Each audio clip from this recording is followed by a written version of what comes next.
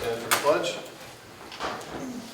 I pledge allegiance to the flag of the United States of America and to the republic for which it stands, one nation, under God, indivisible, with liberty and justice for all.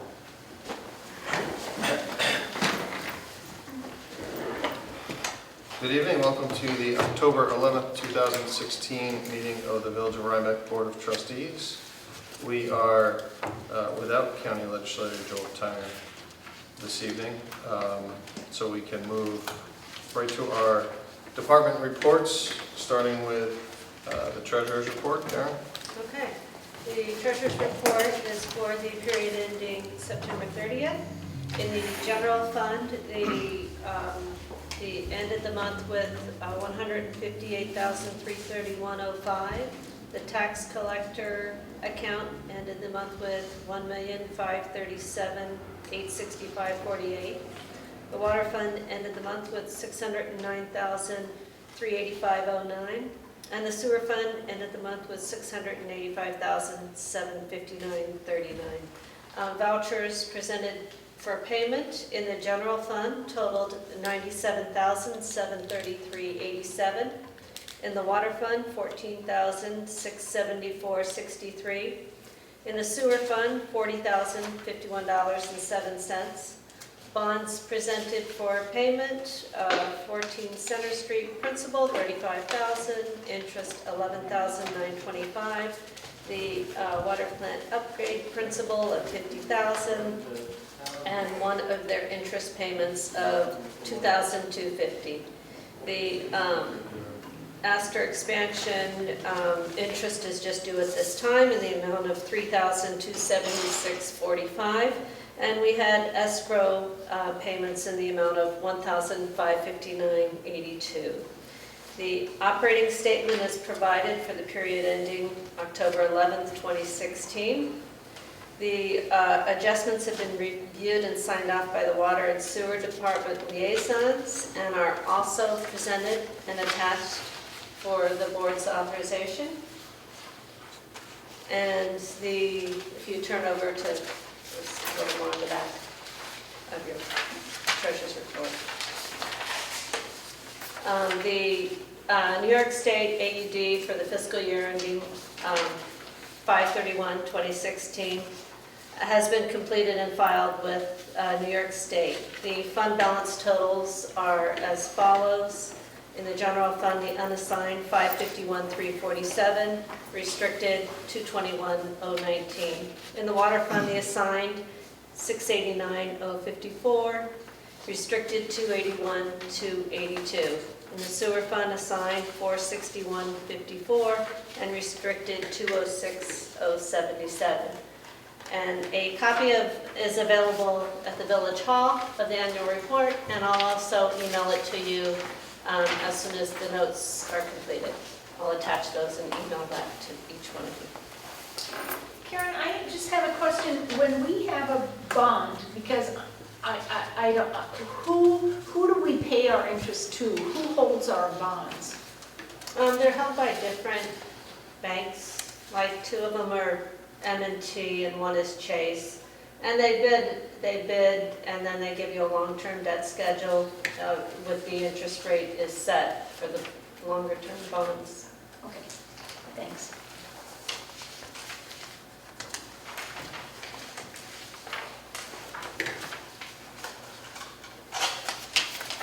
We're good, Karen? That's it. Somebody want to make a motion in regard to the...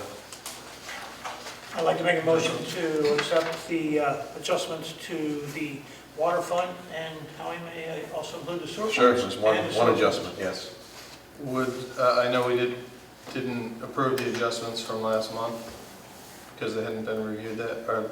They were signed off and approved as soon as I returned. Okay, so you want to include last month and this month in the motion? Actually, I can amend that to say I would like to include last month adjustments as well for the water fund. And there was no sewer adjustments last month, so. Correct. Okay. So is there a second? Second. Okay, discussion. All those in favor? Aye. Aye. Thank you, Karen. And there were no budget amendments for this. Okay, fantastic. So I'd just like to touch a little bit on the AUD that was filed, the annual financial report, and there's definitely some good news hidden in there, primarily with our fund balance. So back in closing out 2014, we had combined about $300,000 in our fund balance, including the capital reserve and the unassigned fund balance, and we've increased that to over 700 now. So we've done a lot of work to keep our budget in check. Thanks a lot to Karen and all of our department heads and employees for cooperating with those efforts.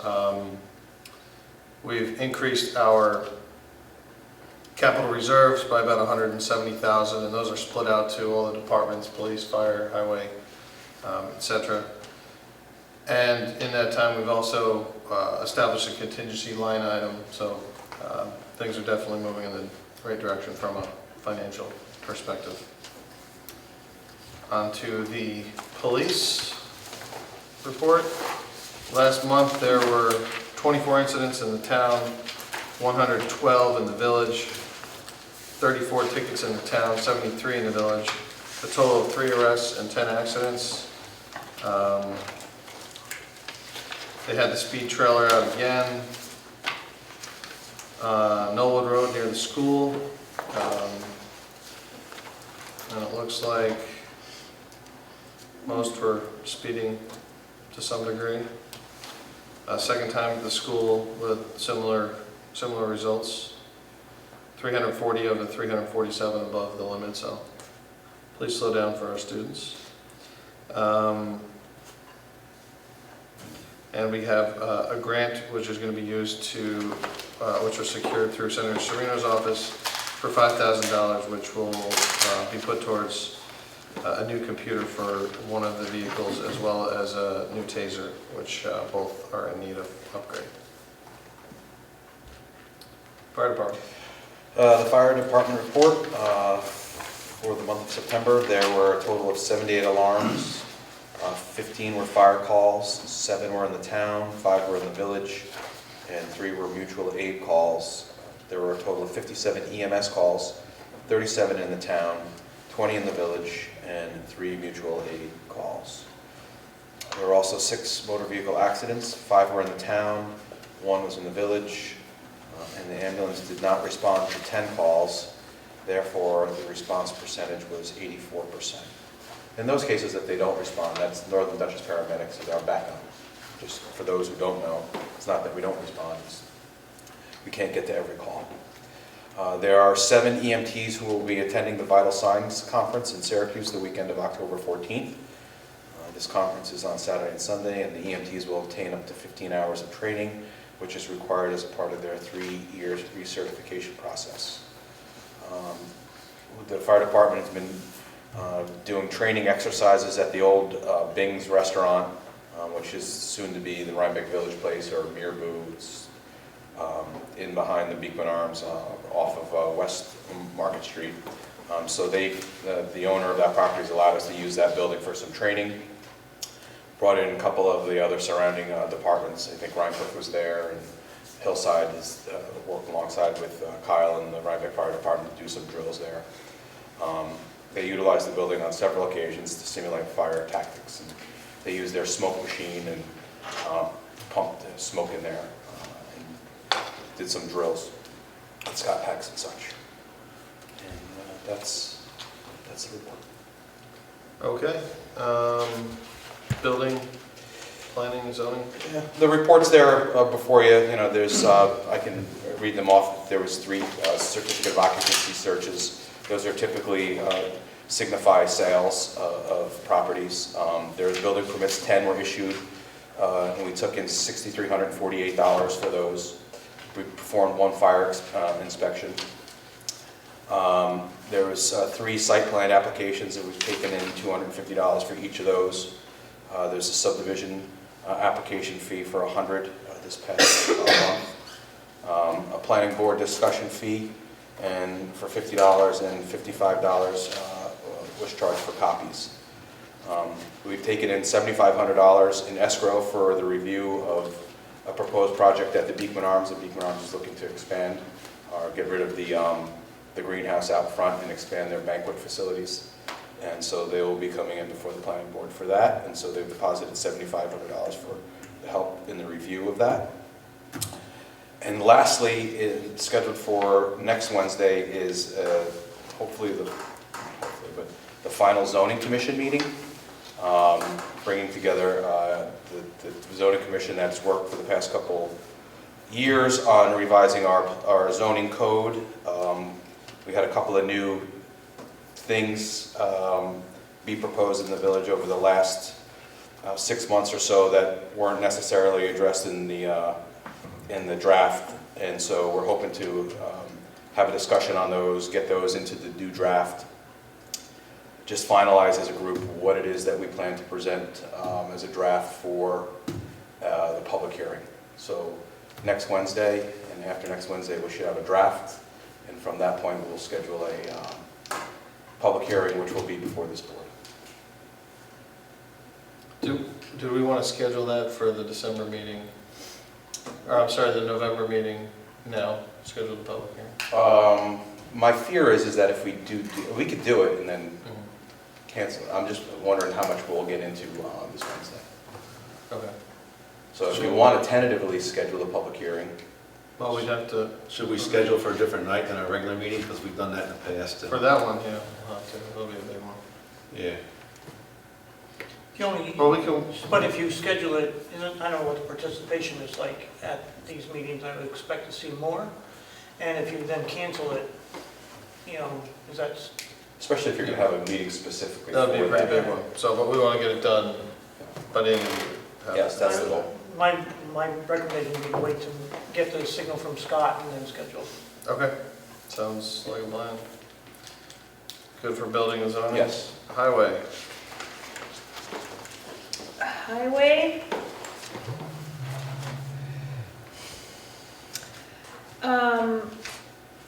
We're meeting with, we're trying to get the curb done before the end of the year.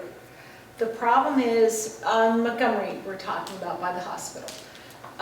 The problem is that cement takes 90 days to cure. And so they're concerned that if we do it now, which they may be able to do it now, we may be able to get it done. But the problem is it will be pockmarked and damaged by the salt over the winter because it won't be cured yet. So it's a trade-off. Do we go ahead and do it now, knowing that it's maybe going to be damaged with the salt over the winter, or wait and do it first thing, which they can do first thing in the spring, and put us first on their schedule?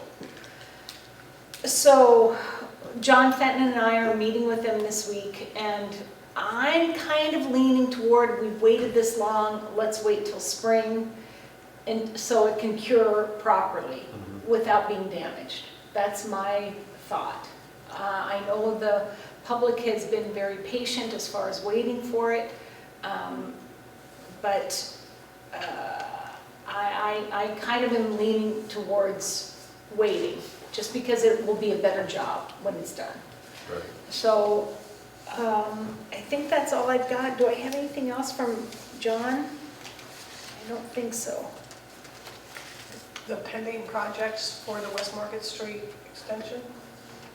I don't know. Pending projects. I thought it was completed. No, this is the extension of the sidewalk. Oh, sorry. yeah, this would connect the village up to the park. There's a report here from the To the highway department. library? You have it right there. Highway You got the whole report. Oh, this, sorry. So let's resolve one thing at a time. Yeah. Okay, So- so I kind of want your input on what do you think? Should we wait and not have it be pockmarked by the salt? I kind of think so. I think so. I don't know what everybody else thinks. I think so too. Yeah, I mean, if there's When risk, when they install the curbs, they also are ripping up part of the road on the edges, right? And so now we would have that ripped up, which possibly could not be repaired, or could that be filled in? No, that could be. Could that be filled The in? asphalt plants are usually open until like Thanksgiving, Okay, and so that could actually be done, but because I didn't want to have both, you Right. follow my logic. Right. I Yeah. didn't want to have the curbs and have unfinished Yeah, no. road through the winter. It was brought up by the paving company that she's right.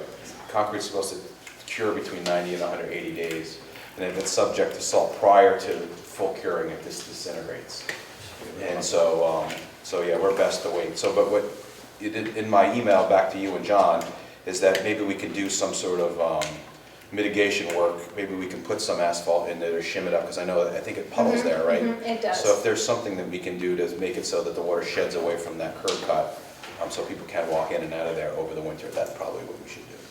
Okay, that's good. Now, do we have to approve that tonight to be able to do that? I think Or the No, our guys can do that, Okay, the good. highway Okay. department.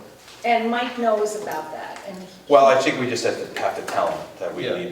Okay. want to put a A temporary crowd. fix on there for now. okay, and then we will get put on the calendar for Okay, but so one more thing is early in that the spring. oftentimes the contractors' proposals have expiration dates on them. So you'll have to make sure that Stat Construction will hold Okay, that price okay. until, Okay, say, April or May.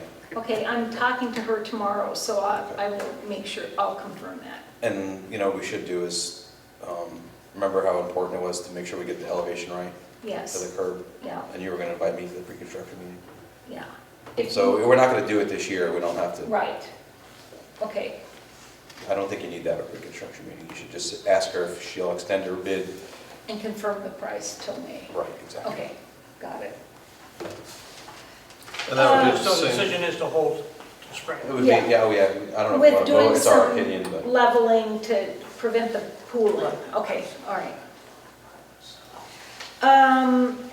So here's John's report. They cleaned the catch basins, they continued doing the brush pickup, they completed all street tree trimming, mechanical work on the equipment, they repaired both mowers, and there was an issue with one of the trucks. They had to,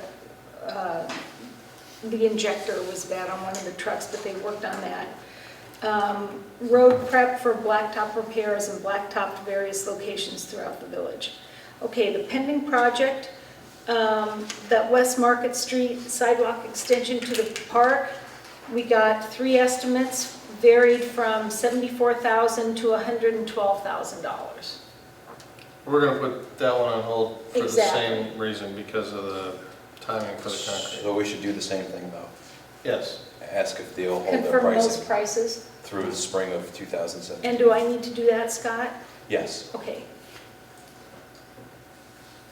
you'll be talking to Stat anyway, right, but they weren't low bid, so. right. TJR and Son. Okay, got it. All right, thank you, guys. would you like to give an update on the shared services grant for highway consolidation? Yeah, we were working on a shared services grant for the highway department. It was going to be $45,000. We were working with the town. They were going to be the lead agency on it.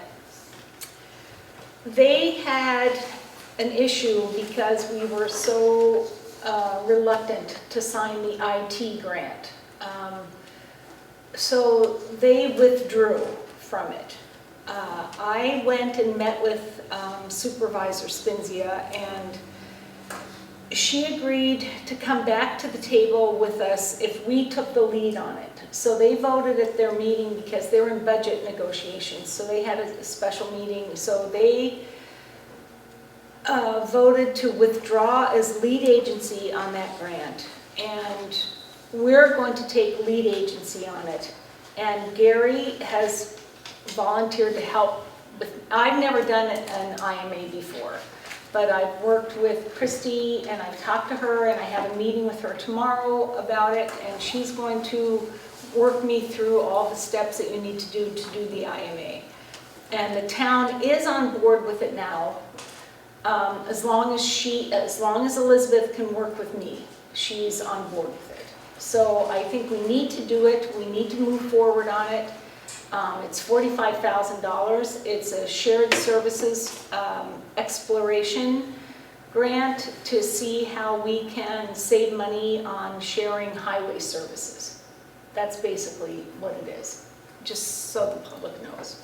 Right, and just to be clear, there was an erroneous report in the Daily Freeman that indicated that the town had withdrawn from the project, but really, the town had indicated they were too busy with budget season, maybe not willing to take the lead, so all I along. think the tone in the report was incorrect, but it was true that they withdrew.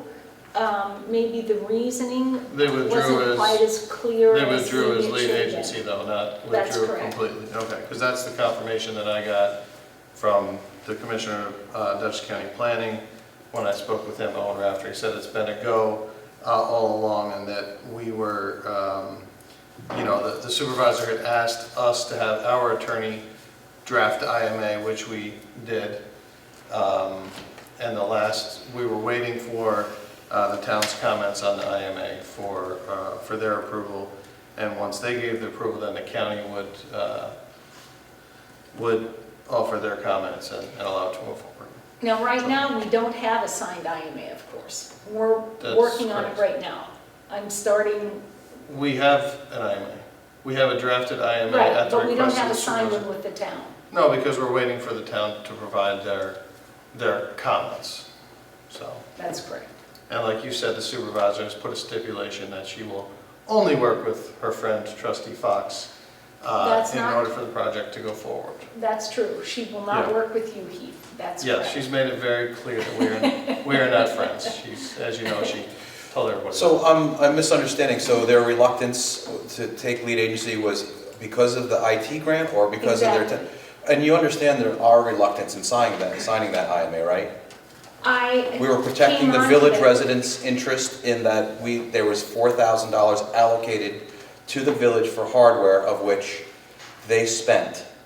And only because we would not sign the IMA and force their hand to provide at least some sort of funding for the hardware, of which we only got half, right? 2,000 of the 4,000 that was originally, Yeah. right?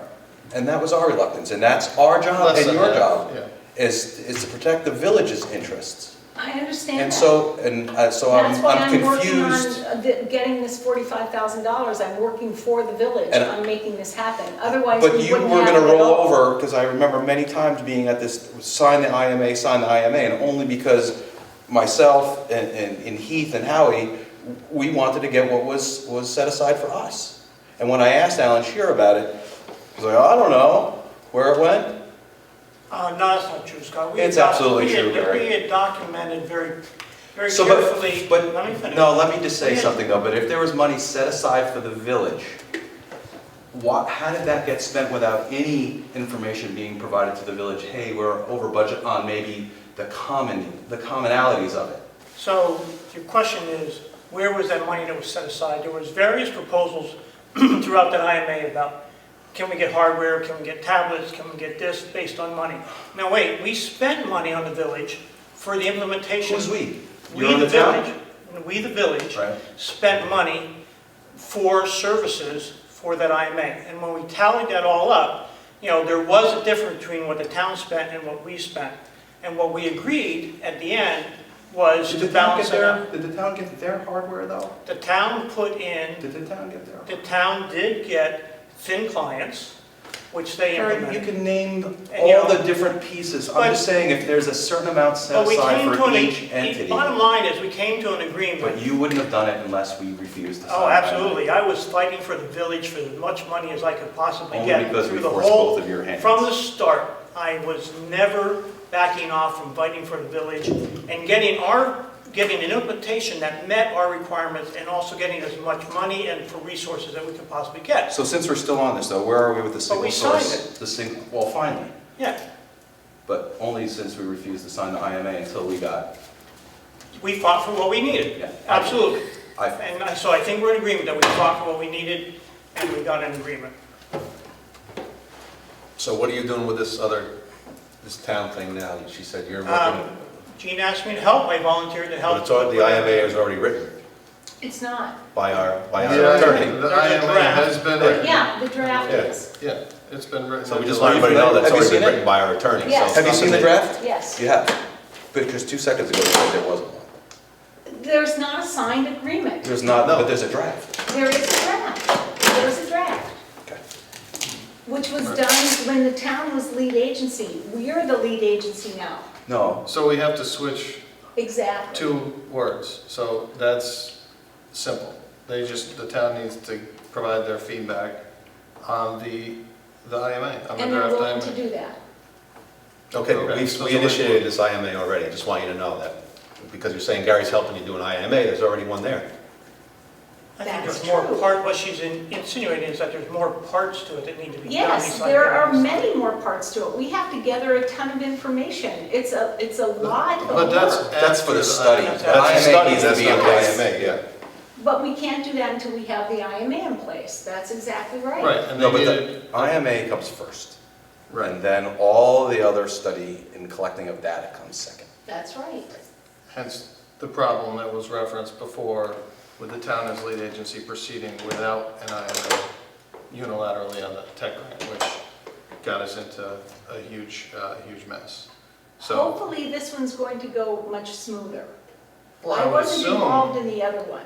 right, But it was, I don't think any of us were involved in the beginning when the IMA was first drafted and, you know, the town failed to involve the village in getting it signed and then proceeded without us and spent the money. That was the gist of it. You know, one theme here is whenever we talk about sharing with the town and cooperating with the town, it always comes back to things that happened in the past. We always hear about a fire contract. We're in the 4th year of a fire protection contract. And every time we go into a talk with the town, we're still hearing from the supervisor how they got slighted in this negotiation. Both sides compromised. No one got exactly what they want, but that's the definition. So we signed a contract, unanimous support of the town board, which you were a member of at the time, unanimous support of the village board. So that fire contract should be removed from the conversation about highway shared services. We went round and round with the tech grant. The town advocated for their side. The village advocated for our side. We signed the IMA. The only thing that remains outstanding is to provide the single vendor to care for the server and the $2,000 worth of equipment that is outstanding. So we need to move on from the tech grant. So we shouldn't be putting all kinds of stipulations on the highway shared services grant based on a fire contract, based on an IT grant. Those are projects that are in the past that were compromises by both sides, and they should be considered, if they're closed, they're in the past and they're successes, and we're moving forward for the benefit of our taxpayers, for the benefit of the town taxpayers. We need to cooperate and to play these games of, I will only work with my friends, with the people in my party on the other board, I is don't think downright that's what's being ridiculous. said at That's all. exactly what's being said. I don't think that that's what's. That's being exactly said. what's being said. We have indicated, and I have indicated in many communications, that the village has been on board with this highway shared services study since the very beginning. There has been no hesitation on our side, period. And I think you're willing to I participate, think it's everyone a here. very good opportunity to work together. Whether it's Absolutely. the same party or not, that's beside the point. Right, It's a question of either it gets done or it doesn't get done. If working Agreed. within the party makes it happen, then I'm for it. Otherwise, it's not gonna happen. That's the deal.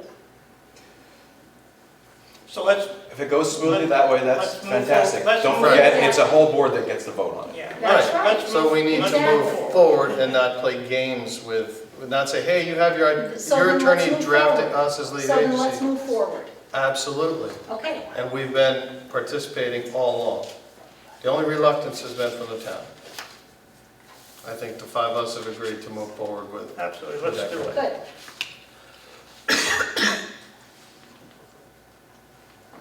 So you have a meeting scheduled Yeah, for tomorrow with Christie. yeah, with Christie. And what is the agenda or goal of that meeting?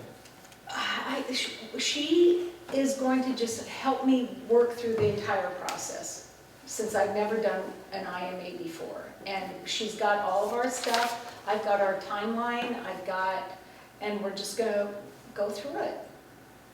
Okay, so, but the IMA it's there, it's ready to go, so why are we working on the project if we don't have the IMA executed? That brings us back to the same spot we were with the tech grant that we're trying to So avoid. the only thing we need to do then, I presume, well, that's something I'm gonna find out, is Okay. just change the names of the lead agency and then take it back to both boards Right. and have it approved. I mean, the last that So I that's heard, easy. the last I heard from Owen was that he was waiting for the town I've been working with supervisor. Christie, not Owen. Yeah. Okay, yeah, I mean, they work together, Owen is Chris's Yes, I boss, so. know, I know. So they were waiting for formal confirmation from the supervisor and the town Which board. they got last Thursday, that they had withdrawn. No, but they were willing to continue with the village as lead agency. Oh, they are willing to do that. Okay. Christie confirmed that last week. So what we need to what needs to be accomplished, Gina, is what is the current status of the IMA, and how can we get that in front of both boards and get it approved? Okay, Yeah, and that's gotta come from the town. The IMA. Well, They have- everybody has to comment on it in front of each board, I think, in terms, but I don't think Well, the our- IMA's been in front of both boards. to Well, be- our attorney has already drafted it on our behalf agree. and sent it to the town for their review. And that's where it's at. They wanted to have an opportunity to comment before putting forth the final draft, but that was probably a month ago now. I think it was the 13th of September. And the last thing I heard was we needed a timeline. And so we Right, in proposed order to get the extension. To get the, yeah. and we which come to proposed a find out, we draft really timeline. didn't need the extension, apparently, is what Christie said. So we're good as far as that goes. They were willing to work with us. Yes. The county was willing to work with us. That's great. So let's take advantage of it and move forward. Absolutely. Water? Okay, water department.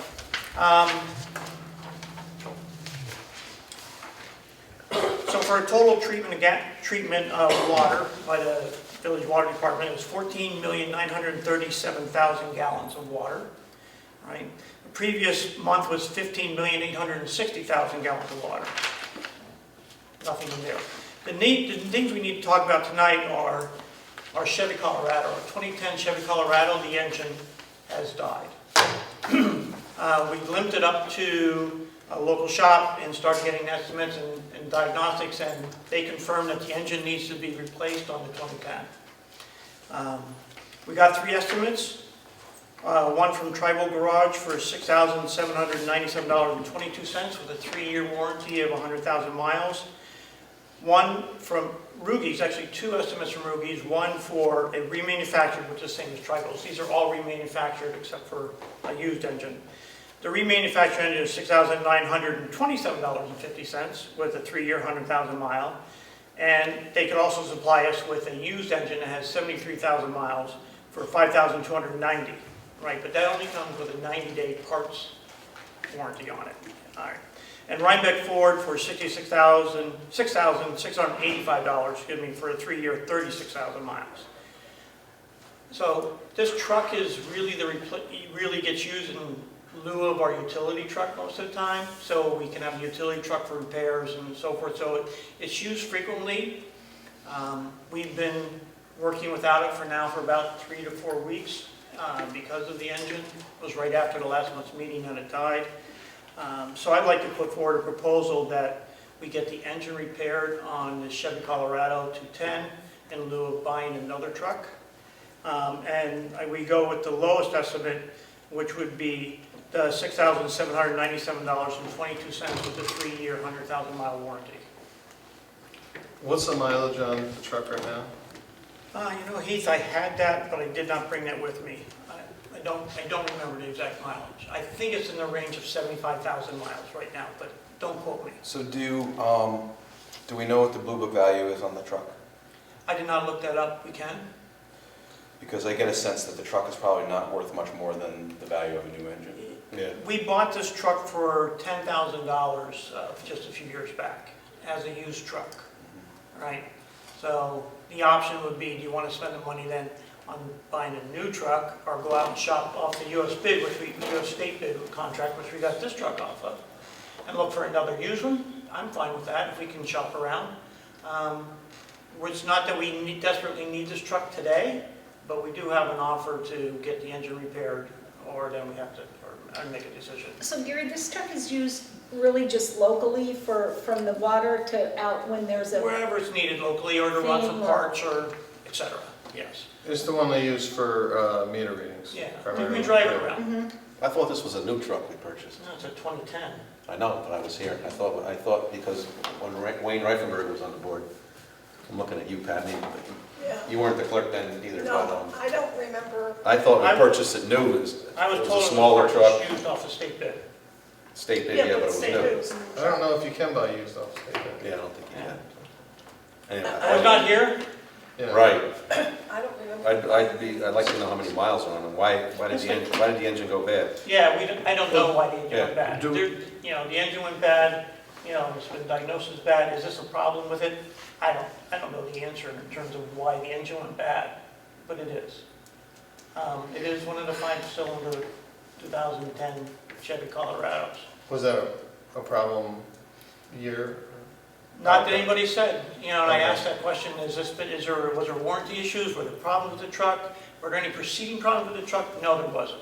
It started running erratically. They took it to the shop immediately. And And has it been serviced at the same location, on its scheduled it intervals? has been serviced on the regular scheduled service. Okay. So that's been done. Service has been kept up. And who's been doing the service on that one, do you know? Don't Don't know. know. I could check. Right. So the choices are, we rebuild and put it back, try to get it back on the road, or we shop for another used truck. I'm okay either way, whatever the board agrees with. do we know what we paid for it? It does seem high for a new engine. I presume the body is all It's good a and everything? remanufactured engine. Yeah. The truck's in great shape. There's nothing wrong with the truck, and it does have relatively low mileage on it, but I don't know what the Blue Book price is, but it is on a 2010 Chevy Colorado. You know? It's worth $6,571. There you go. Is it? Yeah. Yeah. Well, we want to table that until we're going to have another meeting before the next one, for the regular monthly scheduled meeting. We can, so the option is to look for a used one. I can look for an alternative and see what's out there on state bids, not a problem. State bids though are new trucks. Yeah, Yeah. you can't get used. Or another truck, Yeah. I'll say another truck. And we'll find what's comparable Right. and see what the prices are. Do they need a truck for meter? We've been able to, yeah, we do need the truck. Mhm. Let's not say, we can't get by without it.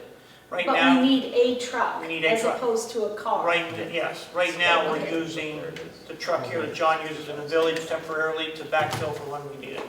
Okay. Yeah. But they don't need a big work truck. No. No, that's why, They that's want why, some four-wheel drive for, yeah, that's what sticks in my mind when they got this new. We said we didn't need a big work truck. Exactly, we have the utility truck and we have the Dodge, Right. which we're using for our work trucks. it was supposed to be a nice, small, get good Economical. mileage and run forever. Last That was work. the idea. Yeah. Yeah. So, all right, so I'm gonna look for a replacement vehicle and come up with prices, okay? It should be about 20 for a smaller truck, I would imagine. Let's see, I'll find out. Yeah. I don't know. The other thing that Karen and I have started last year was to work on consolidation of the billing, for the water bills.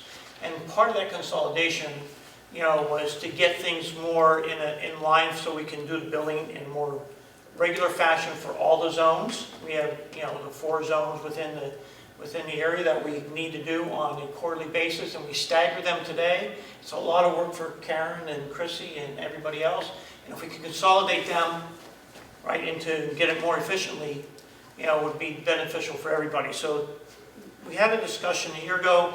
What held us up was we needed to get the Unicity software to a common place, which is the server, which is the common server which we use, and then hook the water department up to it so that they could directly enter in the water meter readings as they take them. It's a much more efficient process than taking them, bringing up here and having somebody enter them. You know, and they're also aware of what the issues are when they're entering. So we kicked this off a week ago to do this. I'm currently working with PCA, our supplier, our IT supplier, on what it would take to move that software, which is currently on Chrissy's machine, out onto the server, and make that as a possible way for us, and then what it takes then to hook up the water department. So as the water department takes readings, they can automatically enter in. They'll have access to the software, you know, from the water department, and we won't have this exchange of information and everything, and then Karen can take care of the billing, rather than dealing with the entering into water meter. So that's a project that we've undertaken. It would be an improvement, like I said, to help consolidate things, get things done quicker, and make it happen. So I just want to make you aware that Gary, that would can I help just improve that. add that also part of a big part of that also is being able to do the work orders through the system, because we do them on paper now, and if you need to look and see what was done like a month ago, you have to kind of go through all the work orders. So if you do the work orders through the system, then they're going to be part of the person's account, and it'll be easy to kind of go through and see what the history of work orders that have been done on each account. So Yeah, it improves communication all around, because not only from the work orders, you can also then make sure that those emails and everything, work orders get distributed, correct. you know, to John or to the water department or whatever they're needed. So it's just a project we're working on. I'd like to get that implemented if we can. You know, it's not too costly or too difficult, you know, as soon as possible, and Karen and I are working together. Tom's in agreement, you know, as our superintendent of the water department, and John's in agreement, so we're all trying to get this better than a wall. On the distribution system, the only major issue we had was the repair of a service line up on number 2 Hiley Road, which was completed just recently. We had a leak up the reservoir, which was precipitated by 2 pumps failing, right? The week before, 1 pump failed. We thought it was a contact failure. It got a low pressure, but the reason was the pump was switching on and off frequently and causing a contact failure. That was repaired, and shortly after that, a second pump repaired. Failed. A second pump. A second pump. There's like 3 pumps up there for the same issue, right? So then we started to suspect other issues, and we started investigating, and the water department was able to determine that we were definitely having there was a leak in the system. Now these pumps service the area up around Hiley Road. They're not for service to the community or to the village. Because of the location of the reservoir, right, we need a separate pump system to handle the water distribution in that area. So we started looking and isolating that, and we were able to find a leak and get that repaired in an expeditious manner, and that has now been fixed, right? We actually found a leak in the service line, you know, a hole in the service line that was leaking. We had to dig a hole over 9 feet deep down to our service line to get at that service line to repair it, so it was quite an extensive operation that would happen over the weekend. And the 2 pumps have been repaired, and we're back in operational, and there's no sign of any other leaks or problems with that system. No updates on the lagoon sludge removal, and no updates right now on the water improvement project. So are we still, I know you have no update on the water improvement project, but are we still on target? They were supposed to finishing up the survey during the summer. They're supposed to have draft bid documents they're working on. We're supposed to see those sometime this fall. We're supposed to go out to bid in December. Right now, I'm waiting, as I reported 2 months ago, that we should have final plans and completion by December. That's what I reported on 2 months So ago. then we're going to go out to bid, and then hopefully make the award. And it was supposed to be a Hopefully for the spring start. Hopefully for the spring start. That would be the goal. That's still our goal, still our working goal. You can't go out for bid until you're, quote, shovel ready. Well, you need construction documents. Yeah, we need those documents. So we're looking for them to have them completed by early December. So they're still on target. Yep. Moving along. Wastewater. Okay, for September, wastewater treated was 3.54 million gallons. Gallons of sludge processed was 46,400. And pounds of sludge processed was 4,820. A couple highlights on the report here is that Eamon's Pump and Control were on site to install a new influent control panel down at the water treatment facility. The new Astor Home lift station pump was picked up from P.J. Gallagher's. Again, that's a spare that we approved a couple months ago. And wood was replaced at the Northern Dutchess Hospital lift station for the control panels. We thought we had more of a problem there, but it was only wood had rotted away and the control panel was falling down. So that was done in-house, very inexpensively. And that's it for the wastewater department. Everything's running smooth down here. Anyway, one of the questions that keep coming up is back to the water and the lagoon and processing the sludge at the lagoon. I know you can't do it today. We don't have the facilities to process any of that at our wastewater. At your, No, yeah. what I would like to do is there a way that we could have a study to see what it would take to process the lagoon sludge at the wastewater treatment plant? And what would it take to do that? Your lagoon sludge at the water treatment plant to be processed at the wastewater. I can check with Pete on that. Yeah, I think, it'd be worthwhile to just see if we can contain that inside. Right. I mean, there's gonna be hauling and all that other stuff, but, it may service long-term Right. versus the short-term removal of the sludge and then have to do this process again. Okay. Yeah, we are looking at other ways. Is that considered sludge? Lagoon, coming out of the lagoon? We're calling it sludge. Okay, I just, Yes, yeah. we're calling it sludge. And we can get together and talk about it, but Yeah. I'd like to engage that conversation to see if there's a way, So what's the we can use the facilities. what's the process? So you're talking about processing the sludge. By moving it a couple different times, it doesn't become cost effective. So, I agree. I said so we if have you to pick it up, move it, process it, and then move it again. But what we're looking at now is hauling it out of the lagoon to get it processed. Either it gets dry as it gets hauled out, or it gets hauled away as wet, or it gets piled up and, whatever, and drained. We're looking at all those issues.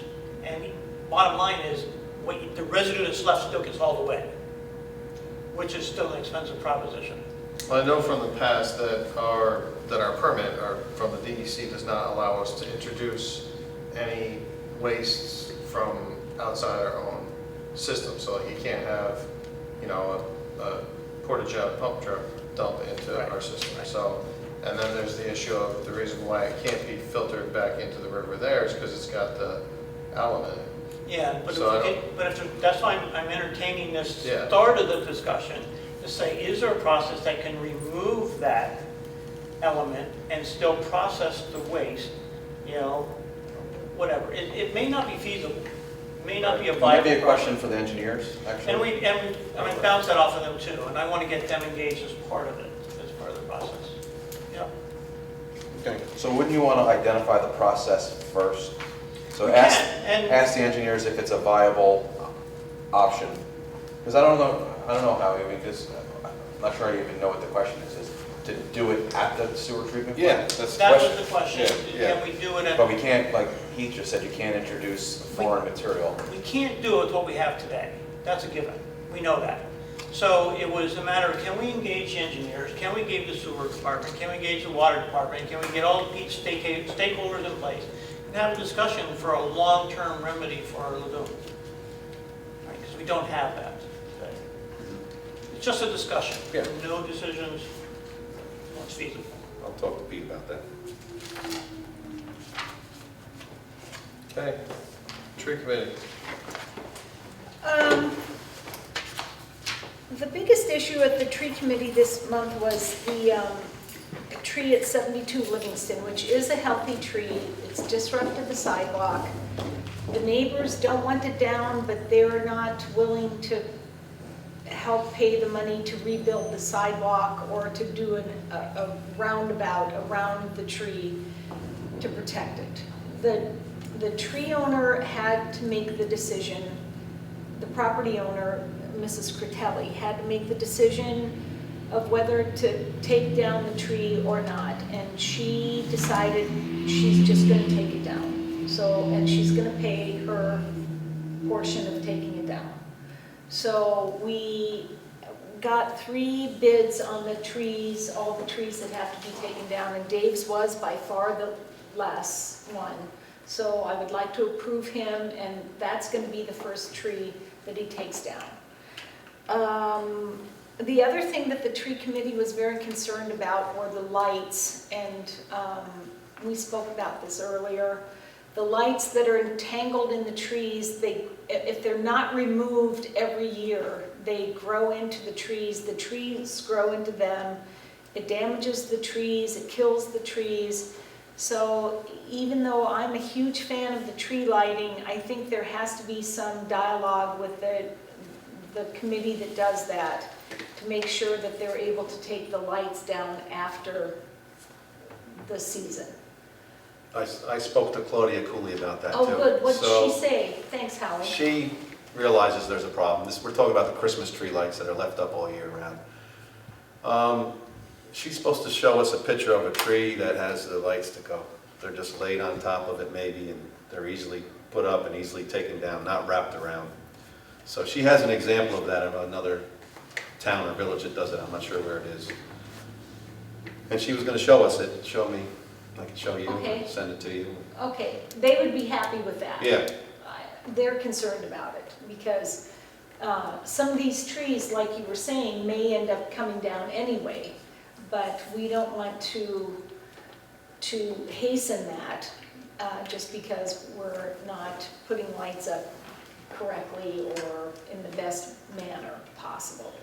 And just so everybody knows, Claudia Cooley is with the Chamber of Commerce.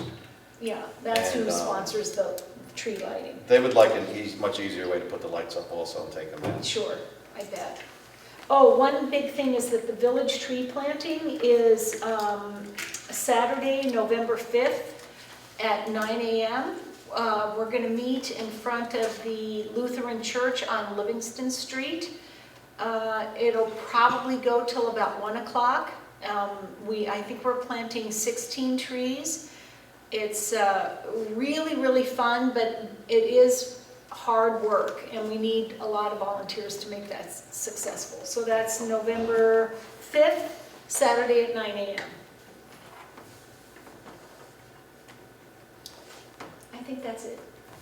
Now, you wanna- Oh, can we approve the dates so he can get started Can on I ask that? you a question about that? So there was some neighbors that, more than just one neighbor that wanted to keep No, there the were tree. 2. There were 2. But it's in front of her property and. Right, but is the tree in bad shape? It's not. No, It's not the a safety tree is hazard, actually right. healthy, but the sidewalk is a safety hazard. Right, so there's no way to go around it and, The problem is there is a way to go around it, but that's gonna cost money as well. And there's no guarantee that she's not gonna have to do that over and over. So she's on a fixed income. So everyone was very, tried to work with her and the neighbors. It's kind of a shame that the neighbors didn't talk to her also and kind of work together. right. It could have been done a little bit better, I think. But in all honesty, it's up to her. She can make that decision. And she doesn't want to take down a live tree either, but she's just looking at cost and what's most effective for her. So. and Man, then- because I'm surprised because the tree commission usually has suggestions on how to go around. Oh, they had. Well, they had that They had suggestion. suggestions. And I think the issue always came back to the sidewalk, right? The cost of eventually Mhm, again repairing the mhm. sidewalk. How much is it for Dave to take down the tree? I think it was 2,800 on that tree. You could certainly repair the sidewalk for $2,800. Yeah, but there's no guarantee it's not gonna have to be done every 3 years as the roots grow more. So we voted on this tree before Yeah, and voted We to did. approve to have it removed. yeah, Yes, we we did. And then we received feedback from the neighbors. Because I guess part of the issue is that no neighbors would ever hear about it unless they were at this meeting. If we're addressing a tree and we approve it, nobody in the neighborhood, it's not like the planning board and we send out certified letters to all the neighbors within 500 feet for Now, them, that is so. something, it might be good for Yeah. that list that I put out to all the tree companies, maybe that is something that should be put on the website. Or we You know? should send them notices. So, Right. one of the things we discussed offline, the email which he proposed and I supported and added to it, was coming up with the criteria Mhm. for when a tree comes down. Which they And- are, they're working on And then that. presenting that, so the board itself has a list, so notification of neighbors could be part of that Mhm. list that comes forward. And I mean, I really would like to see that as part of every tree that comes forward, so that we understand the basis of why the decision was made, Right, rather And than that- us trying to make a decision yeah. without having that knowledge. And right now, we don't have that document, but we will have it by next month's meeting. They're working on that document about why the criteria, is it public safety, is it the health of the tree, is it, they are working on that, we will have it next month. That's the other thing about the planting of the beyond the right-of-way, which we approved. The homeowners have to sign a permission slip acknowledging that they're going to be responsible for it after 5 years, blah, blah, blah. But we're wanting to remove the notary part of it because that's an extra layer of, they just find it cumbersome and it doesn't seem like it's necessary. So I would like to be able to remove that notary section of that, because then you have to make the homeowner come into the village to get it notarized, and it's just another layer, and the tree committee doesn't feel like it's necessary, and that it's actually would impede a lot of people from making that step. Wasn't that a getting the tree requirement, planted. a requirement by our attorney? Yeah, for but the it's not, document? he even said it's not Oh, necessary. okay, I Yeah. did not see that documentation. Well, that's not exactly what he said. He said that it's necessary if you want the agreement to be enforceable. Particularly if someone agrees to a tree today, they sell the house tomorrow, now that agreement is null and void, they can chop down that tree anytime they want. Gotcha. It's no longer So why protected. would we be willing to give in on that Yeah. then? I don't know, it's, I think there's a value to Is having it it is it notarized. the money or the time that it takes? It's What the is time, issue? it's no not money. the I thought there money, was a $50 No. charge. Yeah. or something. there was to file it with, to go along with the deed. That's, Okay. Heath's right, but you don't need it, to file it along with the deed, to go with the next owner of the house, you would have to file it, and it's $40 to $50 each time you do Filing that. fee. Right. and that establishes it as a Document that goes with the street house. tree, or a tree that contributes to, Mhm. which is the justification for us planting beyond the right of way, is because it's a benefit to everyone, offers a public benefit through shade to the Mhm. sidewalk and, Mhm. et cetera, so that, Right. That's what I'm trying to understand, is it a money issue or is it a It's a, inconvenience issue? it's an inconvenience issue. yeah, They're the money issue afraid, would be on our end, we would be paying the exactly. filing fee per Okay, tree, that's so it'd good, be, 'cause my maybe, understanding, that was But not, there's a real value to having these things notarized then. Well, the thing is, So- they think that if there's 16 trees, say, next month that are being planted, how many of those houses are gonna be sold within the next 5 years? Do we have to pay $50 on each one of those beyond the right-of-way things every time? Or could we do it just when a house is being sold? Could we do it then? That's what the tree committee was thinking. That it would be much more efficient and to just deal with each one as it comes up. Yeah, but who's gonna remember that stuff? and no one's gonna hold up their sale to get a form filled out for the village that gives them no benefit at the time of their sale. I know, So I but probably wouldn't. I don't know, it's, I don't So know. But we're talking about two different things, aren't we? if we're, no, we're not, I think we're still on the $50 fee. If we're paying the fee, the village is paying the fee. Yes, we We would have to file pay it. it. We would file it, So there's no inconvenience really on the homeowner. We would take care Except of they that. have to come in to get the form notarized. They can't just sign the form. They can go anywhere to get it. Yeah, you could go to, Yeah, true, but they still have to do that extra step to do it. The tree committee just asked if that could be waived, Right, that was their, that's all. okay. I think the easier it is to allow people to do it, the better. That's what I think. Right, but I think the, The benefit to the village if they're notarized is much greater, Right. especially since you're spending money, public money on private property, you want to protect that Well, interest. then we're gonna pay more money to file the notary to go with the deed of the house. yeah. well, the I'd property say- owner's also getting, in theory, a gift of that tree on their property, and they're not paying for it or the maintenance of it for 5 years.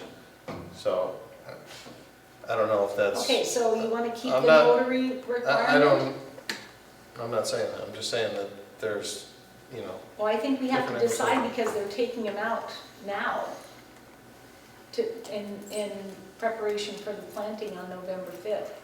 So the options are, don't do it at all, right, or have it. I mean, there's no in between. That's correct, Okay. well, there would still be an agreement, it just wouldn't be a notarized agreement. that's right. Yeah. And that agreement would be kept and filed where? Just the way we do it now with our, Well, we haven't had agreements. up within the until- right of We don't way. have it. That's what I'm asking. Where would that agreement, what is I the process signed a for little keeping that thing, agreement? I signed a thing when I picked my tree, Howie. Yeah, but what did it say? I forget. I have no idea. I Said you were don't- gonna water your tree. They would be filed in my office. Mm-hmm. I think we should go with a notary because it's recommended by our lawyer. Is there anything other that we do like this that gets just filed in your office, Pat, this similar? All the applications and things, but they're not notarized. No, But I they're know, not what a we're gift. saying is not notarized, it's just file it and keep it as a record. That this is, you know, Pat's a notary, there's no problem with getting things Right, notarized. right. And, I'm a and, notary and Karen's. and Karen's a notary, yeah, there's two people. Someone that's always here is the notary. Yeah. No, I know that, I'm And just they don't saying. get charged to notarize the paper either. Maybe there's a charge to file it. the village is paying The that. charge would be our charge. Yeah, Right, it's our charge. but there's no charge to have a note. So what do you want to do, pull the board, you want to vote, what do you want to do? Well, do we need more information, or are we? The recommendation of the tree committee The is, tree committee is to not have to be notarized, but they would have a permission slip that they agree to the 5-year pruning and maintenance and watering and all of that. Just to see. The only thing, it's just would not have to be notarized. So, if we proceed like this, then suppose we plant a tree beyond the right of way, we maintain it for 5 years, and then someone sells their house, and the new owner can come in and cut the tree down. They could, that's Right. correct. If it's not notarized, Because So it's not part of the it's deed. not part of the deed. right. So 5 years invested in And it the would be tree, his responsibility and the cost of the charge tree. and cost. after the 5 years, they could cut it down though, right? And the homeowner could as well. Right, there's no restriction after the 5 years? No, No, 'cause the the homeowner, contract- and it would be He's their terminating that. responsibility Right. and expense. So So because it's not in the right of way, they can do whatever they want. they can do whatever they want After the 5 years. At their expense. And so they can take the tree down. well, maybe if we were to have an agreement that maybe it should be that required that they have to get approval for removal after the 5-year period. If we're gonna go the length of having the Yeah. notary, then maybe that tree should be protected like the right-of-way trees, and that should be defined in there. Yeah.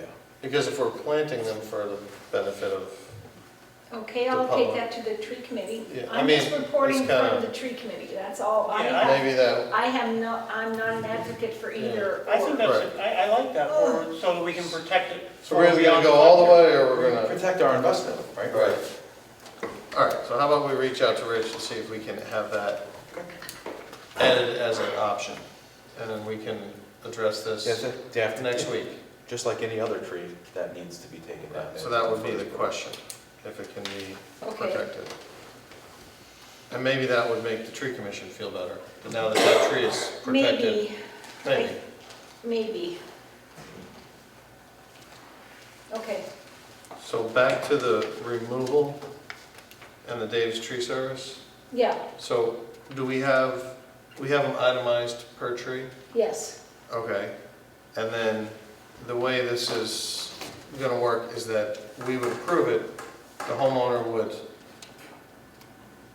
pay for it, and then we would reimburse for half of the lowest. I don't know how that's gone Yeah, I mean, that's what we've done in the with past. sidewalks in the past, so Okay. I'm assuming, because we can't put out their half and take the money from it. Got It it. has to go the other Okay. way legally, right? How we've never Right, done that. right. Yeah. Okay, So they'd have to put it out and then submit us a bill, and we would pay it like Okay. any voucher.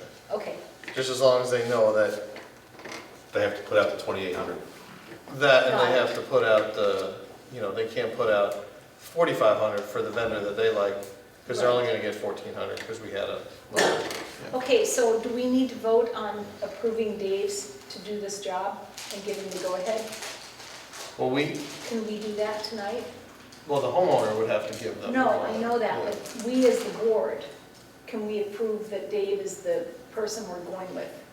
for Do we have the tree three removals? Well, proposals? we don't have to, I don't think we have the 3 proposals, but we only have to confirm what the low bidder is. Okay, that's. So we Dave. know that, like, we will reimburse the property owner, in this case, assuming it's 2,800? We'll I think reimburse it's them 1,400. Right. If they want to pay somebody that they prefer, or if they, you would think they Oh, want to I do it. understand what you're saying. Yeah, so if they have a reason, I understand what you're saying. Okay, I just want to make sure that we can give Dave the go-ahead to start. on that Because he's tree, been waiting on all those trees. well, he has to contract with each individual homeowner, and they have to pay him, and then they have to ask us okay, for the money okay. back. So, but I need to give him the go-ahead to do that, though. Don't I? I mean, the homeowner has to go into contract with Dave's, or whatever the tree vendor is. We have a bunch of trees that Dave was the lowest bidder on, right? Right. About how many trees? That's correct. 12, Right. 15? Yeah, about 12. So, But if we give Dave the go-ahead, then Dave's gonna think the bill's coming to us, and it's not. It's gonna go out to the individual. You just need to confirm that Dave is the lowest bidder, Right. Which he and we is. only owe half of the lowest bid of that tree. Okay, so I'll call Dave tomorrow, tell him that he's Yeah. got the go-ahead, he needs to contract with each of those homeowners, and we will reimburse them for our Because these half. trees have already been approved under the Yes, 50% they have. rule. They Right. have, So When does that end? this is it. This is the the end. last. yeah, Yeah, okay. so. Anything else from the trees? No, I think that's it. So for the Parks and Rec, we planted about 300 flowering perennials up on the hillside at Legion Park at Crystal Lake. Meg was there, Howie and I helped her out, and Tom Johnson from the Highway Department. And then the Highway Department this past week has mulched them all, so look out in the spring for new flowers. Lily's and Black-eyed Black-eyed Susans? Susans. Nice. Meg donated them. Yep. Nice. They kept coming and coming out of the back of her truck. We thought we were done. It was like endless conveyor belt from somewhere. Is this a new one from Power Lines? This is an update from our last Okay. meeting, yes. This is a new report from the Power Line Committee. Just like to let everybody know that so far we've had 194 respondents to our online survey, and I thank everybody that has responded. And we encourage everybody else there's still time to respond. And our last Zone 1 water billing that went out to the south side of the village, we included a small flyer with the URL address, or for people to log in and also respond. So again, please get cast your information, respond to the questions. All input is anonymous, and we will use it to consolidate a report in December. So that basically summarizes the first paragraph that says, we went out with Zone 1. We're going to go out with Zone 2, which is the 1st of November. Same thing with the water bills, with our mailing of our flyer, and get those out. That will cover, Zone 1 and Zone 2 cover the village. Zone 1 being the south side, Zone 2 being the north side. And we'll take care of that. And our hope is to come back to our December meeting with that consolidated information based on the information we received from all the respondents. At our last meeting, we also had Central Hudson here, which was encouraging. It really was not a lot of, they didn't bring to the table, here's what you got to do. They came to the table and said, we heard about your power line project. We want to be supportive of it. We want to help you along the way. We want to share information of what we know about, doing it in other villages. And so it was a good exchange of information. There was some technical information that was exchanged to people, from people on the committee asking Central Hudson what their portion of the role is in terms of doing the project, if it gets to that point, that we go forward and make this happen. So it was a good exchange of information, and Central Hudson walked away feeling that we had a very good understanding of what was going on and how the project should proceed. And again, our focus is to complete our marketing campaign and get that information in, and then come up with a consensus and back to the village with the results of that survey. Great. Special requests. Pat, do you have the form that you can put together? Do you want to give us a little rundown on that? Excuse me, God bless you. Is it in here? Yes, that's Okay. under other business, Other business, okay. after coffee. Okay. Well, let's address it now. Bless you.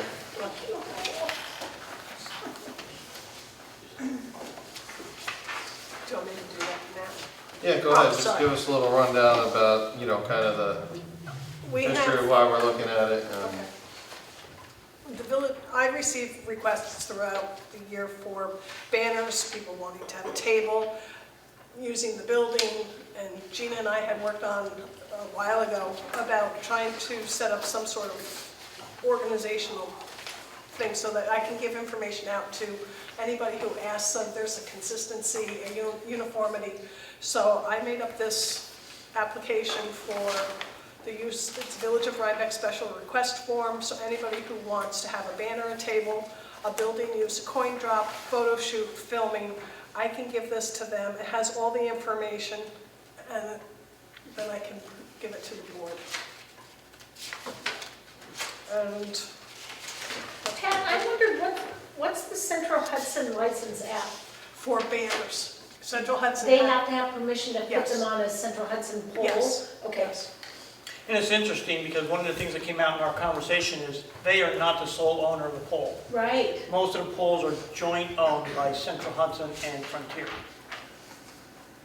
But Central Hudson's the one that, They're approving it, Yeah. they're not the sole owner. Do they maintain it though? Yes. Okay. Well, I don't know if it's maintained 100%. I don't know the definition of their joint ownership, but Yeah. interesting, if we have to take down poles, obviously part of the whole thing is you do everything, but, we Okay. asked if we have to negotiate with Frontier on removing a pole, and the answer was yes. So they probably leased the space on the pole or? No, other companies lease, Frontier and Central Hudson are joint. Yeah, there's a distinction here. I never thought to ask them, but maybe not to complicate things, if they're approving it and everybody's happy, we should move forward, yeah, but. as long as I know, it's always been just Central So Hudson. Pat, then this application, once approved, can be shared with the police department so they'll know that Exactly, there's actually something going on. exactly, and the fire department, just the way we do the event application I share with Right. them, so it can be shared with both of those. But we'd actually route it to them, like the event application beforehand. Beforehand. Before it got to us. Well, both, right? Beforehand, and then after it's approved, they would know to Exactly. monitor a certain area where something could be taking place. So can we add an other box at the top? Is there one? Just say And then other. blank line? Yeah. Just an other for something that doesn't fit into one of the, Okay, and then put a spot in there that, says like a checkbox for, approved by the fire department and police department. okay. And then can we send it to Rich for his, has he looked at it yet? I think I asked you that I today. sent it to him, but I haven't heard back. Okay, so maybe just ask him again Okay, to review it, because, sometimes we have our ideas and then he puts his spin Should we include the fees on here so the applicant knows what the fee is and, because that's a process that has been Yeah, I think discussed. it should say something on there, kind of like the event application. Maybe we can just take the language off there where the board has the ability to determine a fee. Okay, Well, but we should also, there's nonprofits and some other organizations that Right. there is no fee for. Well, So, that's why, yeah, it's up to the board to. Yeah, that's why it was, like on the event application, it allows for, there's no application fee, but it allows this board to determine a if there's fee an based on, additional fee. yeah, it depends on what's happening, and what resources may be required to make it work.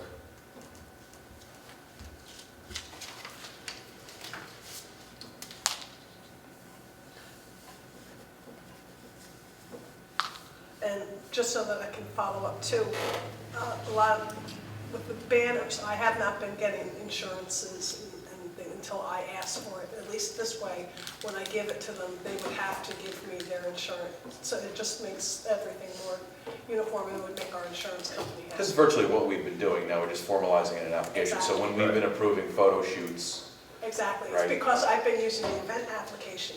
right, And it's really not an event, 250 people. right, It fits under this, so that's what actually precipitated having this, because you don't have 250 people with a banner or a table or building use or photo shoot, but you need so but all photo shoots should come before this board, whether it be via this application, anything that's on, just like we've been doing. exactly, anything, any of these things should go before the board. Anything that's not on private property that involves the use of the sidewalks, the public streets, that stuff, right? It can be on private property though. So would this include private property? Well, we've had photo shoots on private property and sometimes the streets have to be. That's what I said, if it does not include, it does not interfere with traffic or streets or blocking roads, anything. It's in somebody's backyard, they're doing a photo shoot, do we care? Well, there was a photo shoot a couple of weeks ago in the front yard of somebody here, and it was private property. And But all the staging was took on the road. place on the sidewalk and in the Yeah, streets. that one, it was partly in the road. Right, so, So that. and it didn't come before this board. And I'm talking about something that's strictly on private property. But that was private property. No, Howie, it was the staging, as Scott mentioned, was on the street. The shooting was done on the private property, on the porch. It does not, that involved using part of the street. I'm talking about something that does not involve, if somebody wants, if Mayor Tortorella wants to use his backyard to shoot, geese landing on the pond as an advertisement, would that be an application event? As an example. And there's no, If I want a photo of geese landing? just make it up something, Okay, from my And- backyard. Yeah, from your backyard, it's totally contained in your yard. We would have nothing to do with We that. would have nothing to do with it. So Seems that's, to me. yeah, so that's why I want to make clear that this is only for applications that interfere with Public traffic, access, public access, Right. et cetera, right? sidewalk, streets, yeah. Right? Mhm. Okay, so we're clear on that. All right, so I will send this, I will make the couple of changes that you had suggested. I will send it to Rich Olson, and I'll have the final draft next week. Can I And a just, little box for office use only for fire department and police department check off approval, okay. what about music in the downtown area? That could be other. Other, okay. Yeah, that would go under other. But just as a public service announcement, in the meantime, we have for years been routing all of these special requests through the village board by application to the village clerk, so people still need to continue to do that. In the meantime, while the formalization of the form is completed. Thank you. So back to the special requests, we have one from the farmer's market for their banners. This will be for the winter market banners. And Says it's their 22nd year. 4 pole banners on the same utility poles. I don't know, do they have their Central Hudson Not permission? yet. I talked to her this afternoon. Okay, And she has talked to Central Hudson, she does not have it in writing, and she's also working on her insurance. So she said she goes, this is the way the board has always approved it, and then she gets it. And I said, well, we're trying to get some kind of uniformity here, so well, I'll make a motion to approve it pending that's what I said. verification, permission from Central Hudson, and receipt of the insurance. Okay. Second. Discussion? All those in favor? Aye. Who seconded it? Thank you, Scott. Next one is a request from Carrie Yamashita from the Mid-Hudson Women's Bar Association for a table near the farmer's market. This already happened. What? Right, But all right, October September 9th. 22nd, the date on is September 22nd. October But 9th. Carrie's Right. here. Yeah, hi. Yeah, So it because- already happened? Well, it Yes. says October 9th, but maybe Right. she wants to do it. Yeah, I'm Carrie Mush, I'm with the Mid-Hudson Women's Bar Association and with the Women's Bar Association of the State of New York. So what we were trying to do was we were trying to arrange so that we could have a table prior to the registration deadline, which is Friday. But This Friday? This Friday. Oh, okay. But because we couldn't come before the board, and it's our fault for not requesting permission ahead of time and doing it a month or so in advance, so we couldn't accomplish what we were hoping to do.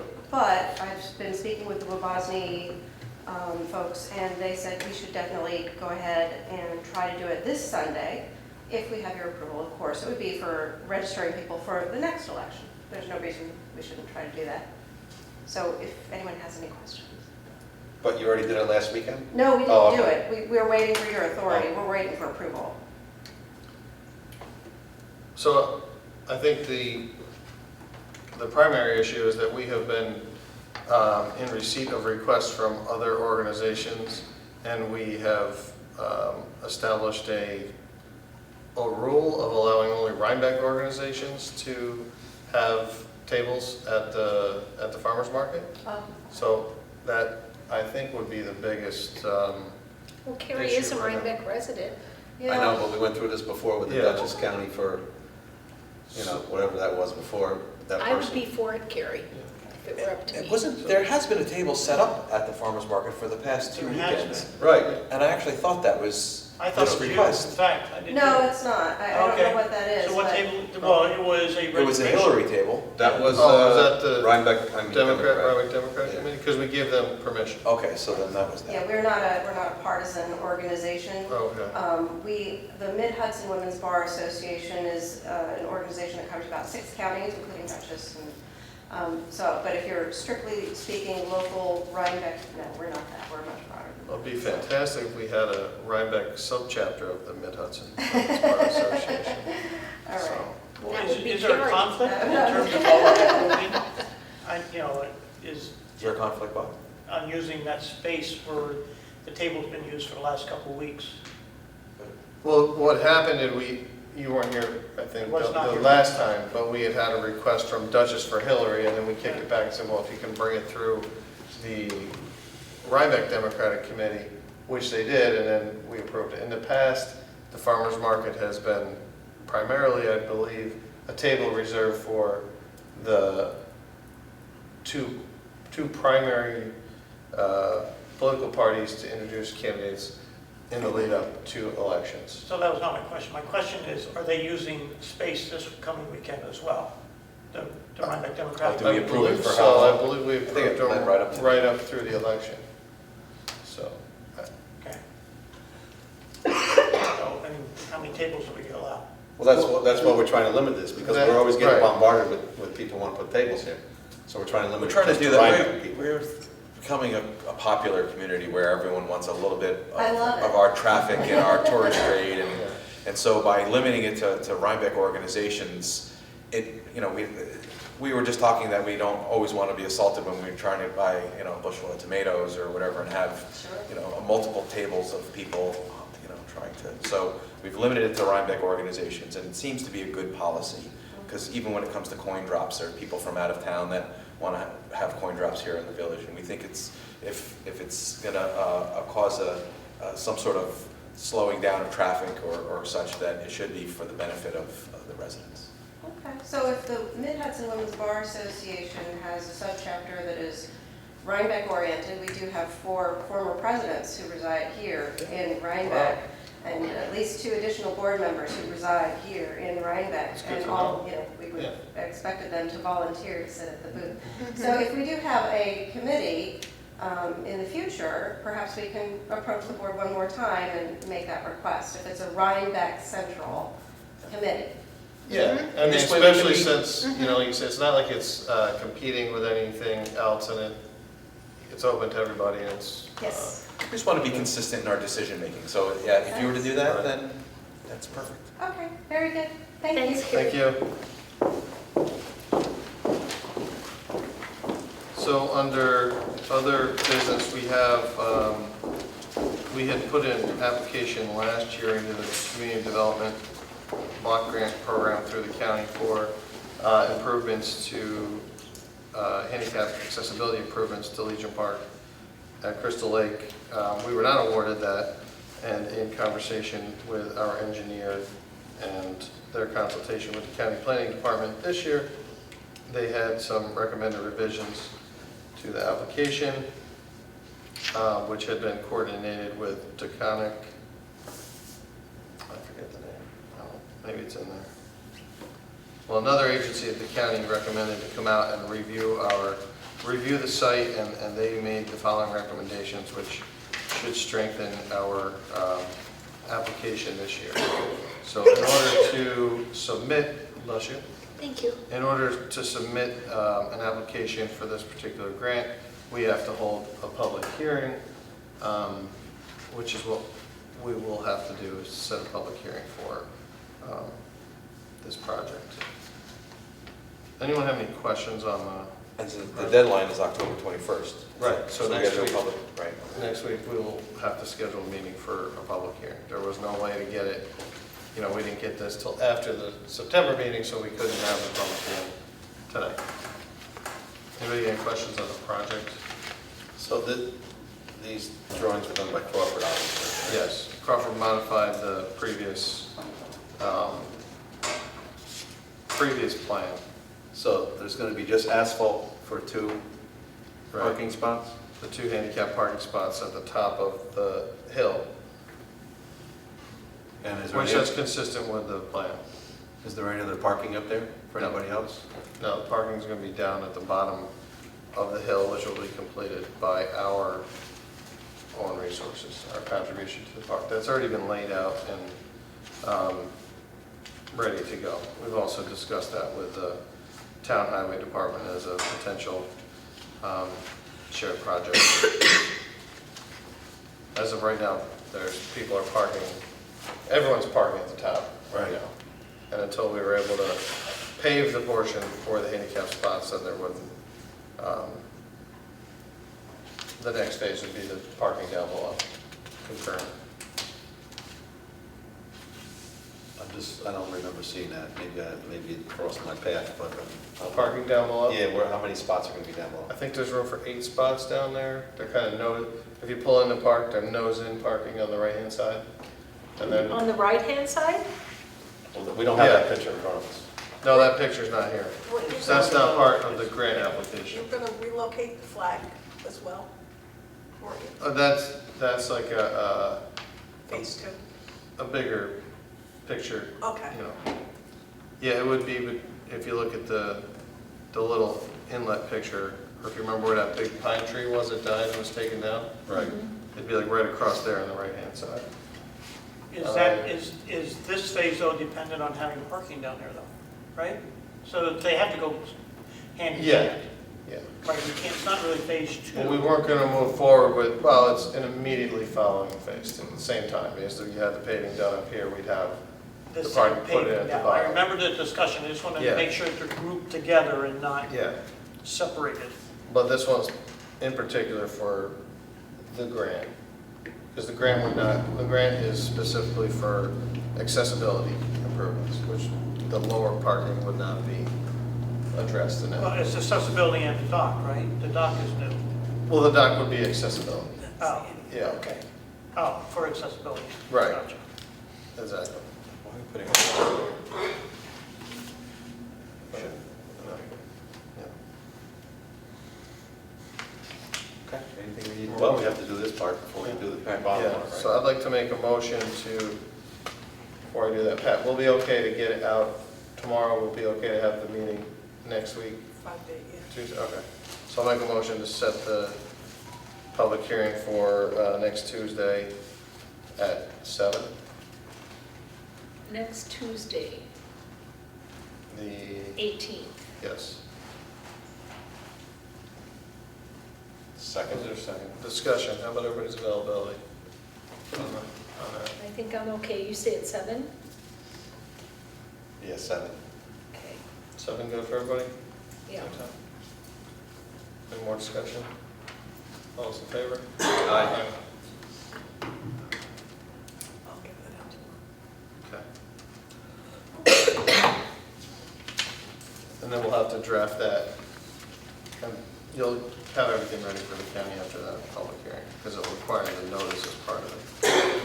The minutes, Wait, I don't know if I have something to say under other business. I think it's considered, okay. it's not written down.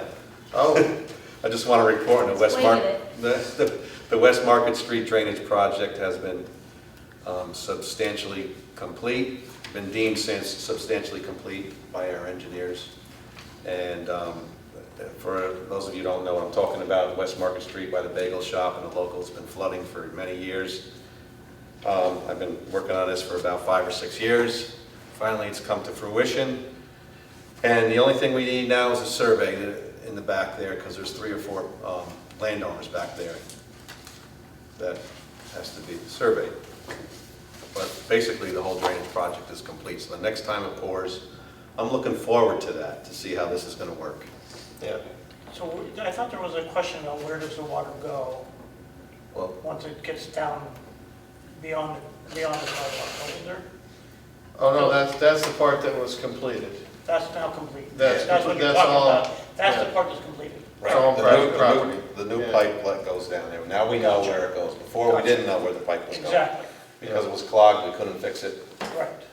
Good. Yeah, Greatly expanded and rerouted. right. Thanks, Howie. You're welcome. So under correspondence, or minutes, do we have the minutes in here? No, No, I So- think I had emailed them to everybody, but I didn't put them, they're the ones that Danielle. Yep, all right, let's hold off, table those for the moment. So then we have, under correspondence, we got a letter from a number of senators, including the state senators, notifying us of the continuation of the public comment period for the Coast Guard's proposal for the Anchorage sites on the Hudson. I don't know as of when this letter was written, but they had, it's on October 19th at 7 o'clock in Croton on Hudson. If you can also submit comments in writing. So I'd recommend, if you would like to make public comment, that you may want to reach out to Senator Serino's office, because she's one of the signers of this notice. We have a letter from the Museum of Rhinebeck History.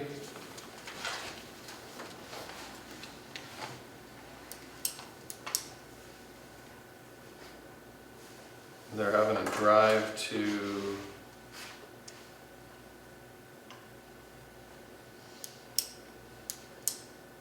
a fund drive to better organize their collection.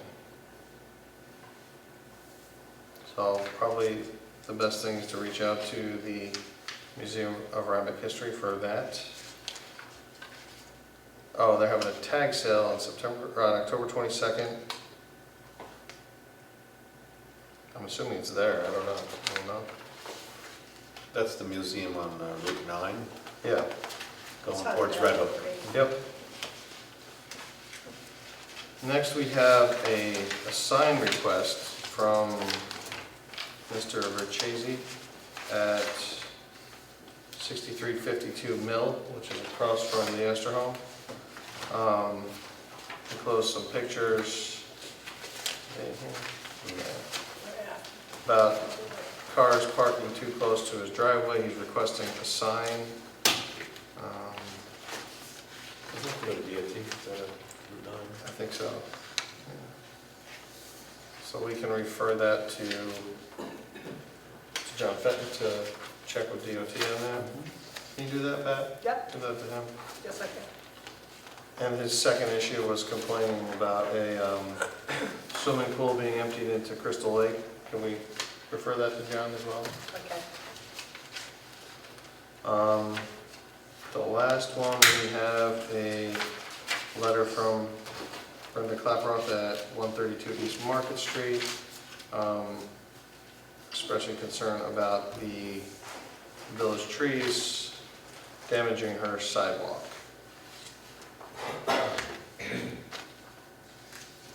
Do I take that to the tree committee, or Um, is that our responsibility? I don't believe it is it? It's not. I don't remember planting these trees. I've been on, the last 6 or 7 years on the tree commission. They might have been planted by the village in the past.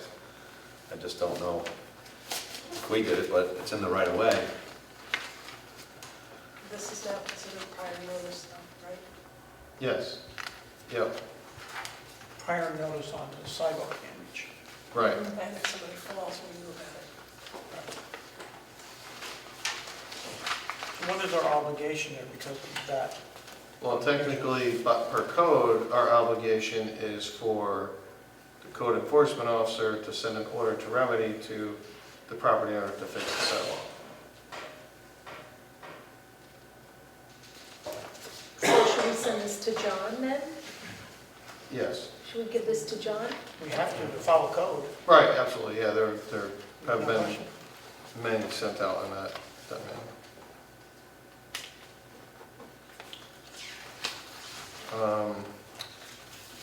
She had 2 letters, are they both the same? Yeah, it was like a repeat, I One guess. was a year ago, Oh, was it a year ago? No, not a whole year. November 8th. Oh, almost. 15? Or the, Mhm. oh, really? 2015. Huh. 11 months ago. Not a whole year, right? Not a whole year. So we'll have John look at the sidewalk as a start. They're out of sequence there. Yeah, is there something that the tree committee though can do in conjunction with that in terms of, because I know the tree committee does look at roots of trees and determine whether roots can be removed and et cetera to work with, to work in collaboration on getting this fixed? Yeah, I mean, at least they confirm that their I'll trees take were it to put the to me. tree, I'll take it to the tree committee as well, but I think Yeah. we have to go through our, See if we can make a Yeah. recommendation on. yeah. Yeah, but I would like to get the tree commission involved with the remedy here. Yeah, okay. Right, And there's something there from Rose, you said. yeah, And so we'll take that, we'll use that next Wednesday when we're with the zoning commission. okay, That's where that will. very go good, anyway. perfect. So the request, which is also correspondence, not on the agenda, but from the Primrose School, regarding the proposed change to the farm animal law, like Scott said, will be taken to the zoning commission meeting next week, which would address that. So next we're in our public comment section.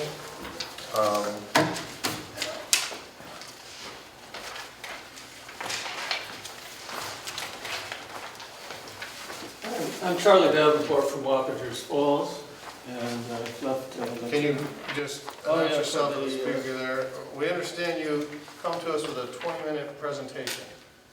Is that, Well, if I brought, I'm only going to use 3 minutes, because if everybody came, I would have given. Okay, got it. give you the- well, that's good. I hope you because can read it all, you know. we will take a look. Usually we limit our public comment to 3 minutes, so I was gonna ask you to pare down the 20-minute a little We bit more. have so- me and, Okay. Bob. You'll get the beginning and the Very well. end, and Very good.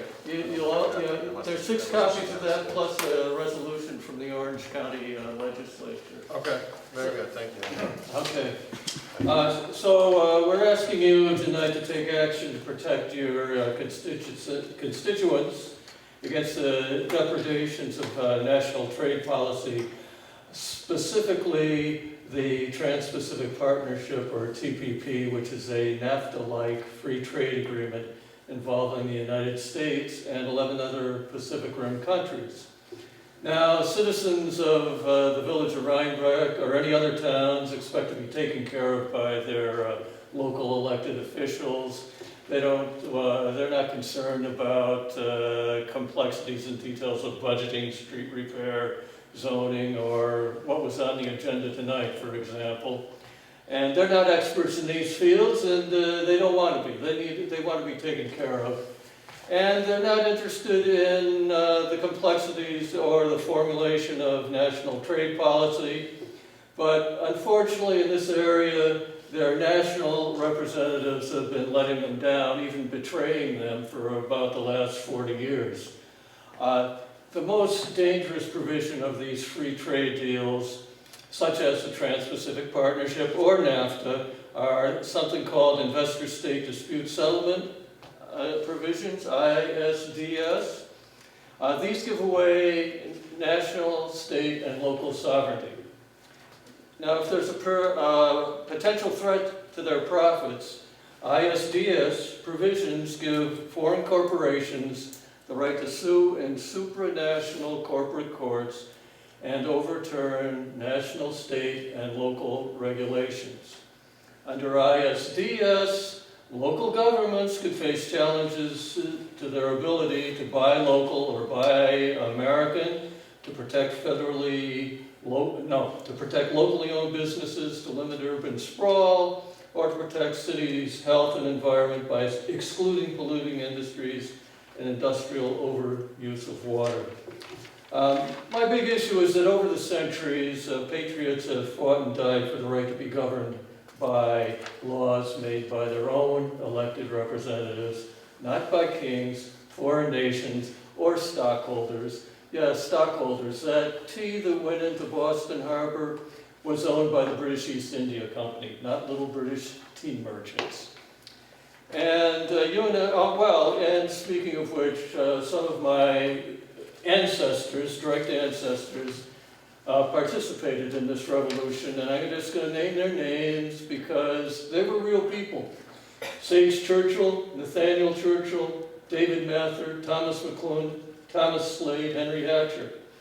Now, I feel you and I have a sacred duty to honor the sacrifice of these patriots and others by speaking out in every possible way against giving away those rights that they fought for, to anyone, by anyone. In this case, these rights are being ceded by our Congress and President to corporate empires with allegiance to no one. And so we're going to ask the village of Rhinebeck to pass a non-binding resolution designating the village as a TPP-free zone and send it to appropriate national representatives. Thank you. Thank you. Thank you.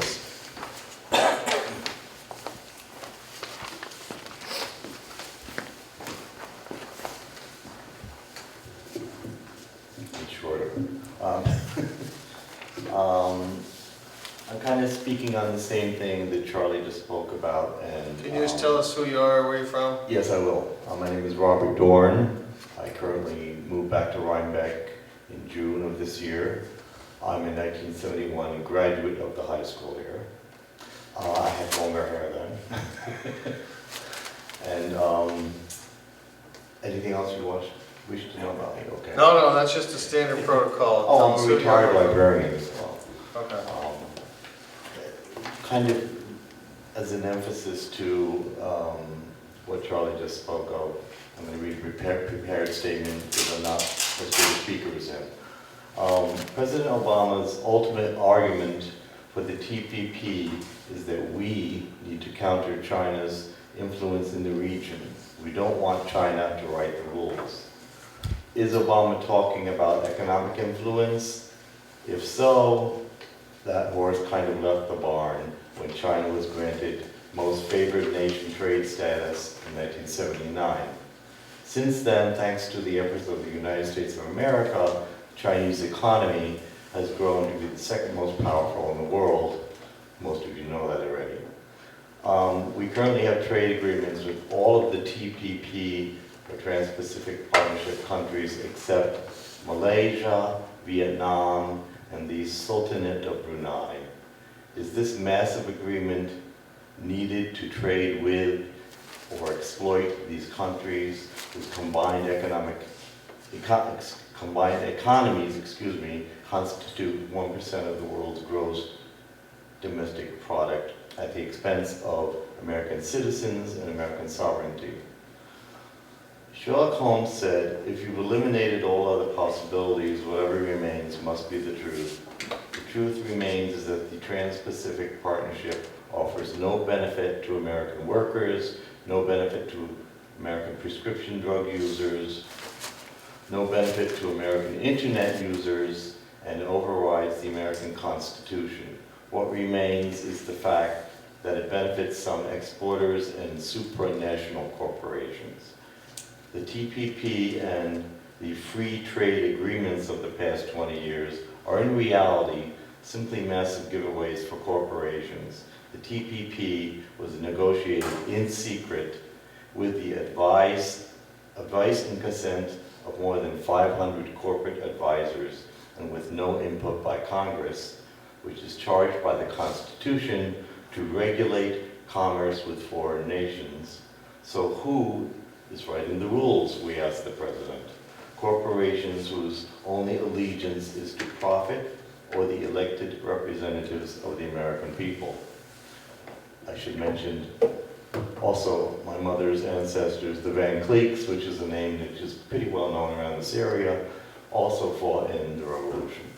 Just want to add that. Our Constitution begins with "We the people." Its purpose is to promote the general welfare of the people, not to establish or support any form of domination over them, including corporate domination. As citizens concerned with protecting American liberty and American economic well-being, we are asking the Board of Trustees, thank you, for help in that task. Please pass, if you could, a non-binding resolution declaring the village of Rhinebeck to be a TPP-free zone, and lend the voice of the people of Rhinebeck to the opposition to this agreement, which is an affront to everything we as Americans stand for. Thank you. Thank you.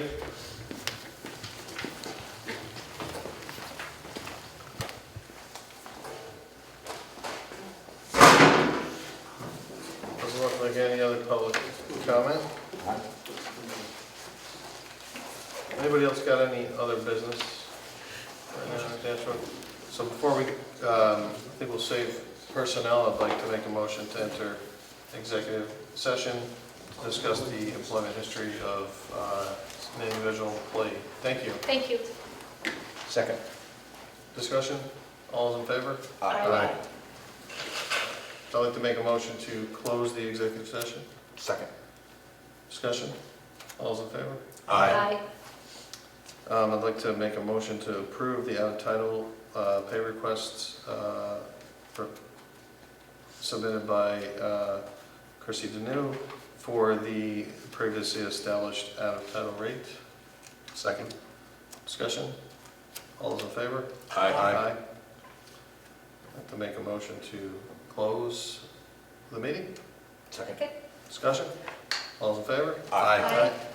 Thank you, gentlemen. Thanks a lot. Welcome back, Pat.